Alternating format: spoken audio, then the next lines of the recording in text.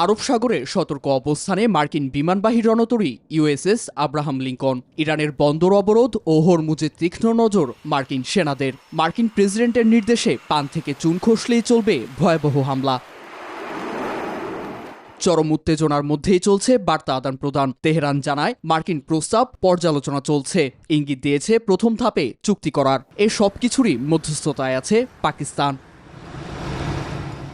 এরই মধ্যে শুক্রবার তেহরানে মার্কিন পররাষ্ট্রমন্ত্রী আব্বাস আরাকচির সঙ্গে বৈঠক করেছেন পাক স্বরাষ্ট্রমন্ত্রী মোহসিন নাকভি। যদিও কিছু মতপার্থক্য থাকায় মীমাংসায় এই আলোচনায় যোগ দেবেন পাকিস্তানের সেনাপ্রধান ফিল্ড মার্শাল আসিম মুনিরও।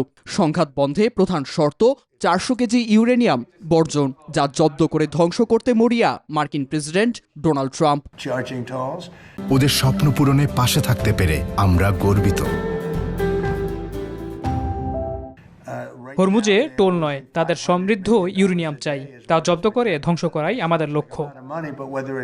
গঠনমূলক আলোচনার ইঙ্গিত দিলেও হরমুজ প্রণালীতে কঠোর অবস্থান ধরে রেখেছে ইরান, যা বিশ্ব জ্বালানি বাজারকে রেড জোনে ঠেলে দিয়েছে বলে সতর্ক করেছে আন্তর্জাতিক জ্বালানি সংস্থা আইইএ। তবে হরমুজে আরও 31টি জাহাজ চলাচলের অনুমতি দিয়ে মিত্র রাষ্ট্রগুলোকে ছাড় দিচ্ছে বিপ্লবী সেনারা।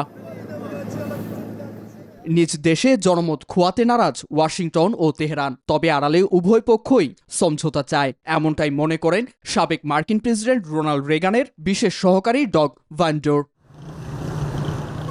নীরব দাস, নিউজ 24।